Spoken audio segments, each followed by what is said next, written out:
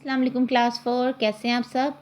Class 4 की उर्दू ए की किताब नरगिस का नया सबक पढ़ेंगे। जैसे मैंने आपको बताया था हम हिकायत शेख सादी पढ़ रहे हैं, तो आज हम उसमें नई हिकायत है। उस हिकायत का नंबर है हिकायत नंबर 3 है और इसका नाम है भीड़ों का छत्ता। भीड़ किसको कहते हैं? छोटा सा इंसेक्ट होता है भीड़, जिसको हम हनी बी भी बोलते हैं, और इसके डंक में जहर होता है, ये जहर आलूद होता है, और जब ये काटता है भीड़ तो काफ़ी दर्द होती है और वो जगह स्वेल भी हो जाती है जहाँ ये काटती है। तो हम आज भीड़ों का छत्ता की कहानी पढ़ेंगे, हिकायत पढ़ेंगे। पहले हम इसकी रीडिंग करेंगे, अच्छे से पढ़ाई करें मेरे साथ। एक शख्स के मकान के छत में भीड़ों ने छत्ता लगा लिया था। एक दिन इसने इरादा किया कि ये छत्ता तोड़ दे, लेकिन उसकी बीवी ने मुखालफत की, यानी उसने मना किया। उसकी बीवी ने उससे कहा ये बात किसी तरह मुनासिब नहीं कि भीड़ों का छत्ता तोड़कर इन्हें बेघर कर दिया जाए। अपनी बीवी की ये बात सुनकर वो शख्स अपने इरादे से बाज रहा और अपने कारोबार के सिलसिले में बाहर चला गया।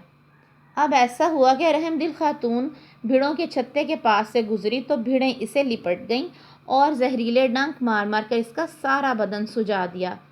शोहर घर लौटा। मैंने आपको बताया ना, जब वो काटती है, जिस जगह पर काटते हैं भीड़, तो वो जगह सुजा दिया।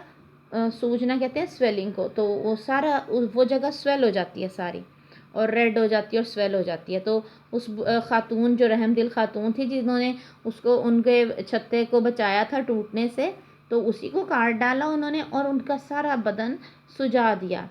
शोहर घर लौटा तो उसने बीवी को दर्द से तड़पते हुए पाया। वो कभी गली में जाकर शोर मचाती थी, कभी सहन में आकर वावेला करती थी, ऐसे फरियाद करती थी और शोर करती थी कि दर्द हो रहा है। शोहर ने उसकी हालत देखी तो कहा, अब क्यों फरियाद करती हो? अगर तुम मुखालफत न करती तो मैं इन जहरीली मक्खियों का सफाया कर देता।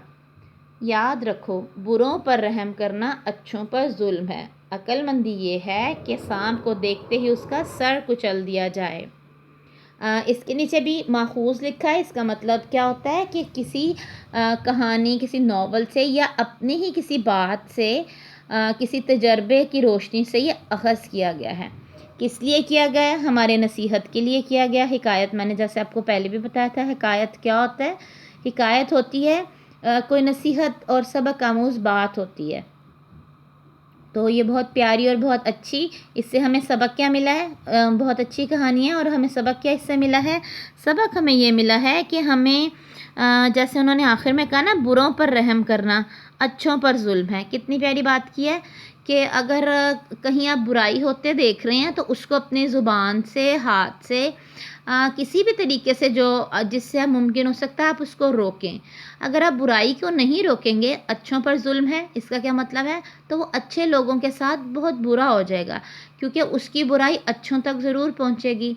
तो अपने इर्द गिर्द देखना चाहिए, किसी पर कोई जुल्म हो रहा हो तो हमें उसको अपनी ज़ुबान से या अपने हाथ से ज़रूर रोकना चाहिए। तो इतनी प्यारी हिकायत है, इसको आप पढ़ें, इसकी रीडिंग करें, फिर इसके सवाल जवाब, अल्फाज मायने, अल्फाज जुमले जो सिलेबस में हल शुदा सिलेबस है आपके पास उसमें दिए गए हैं, लिखें, याद करें और कॉपीज़ में लिखें।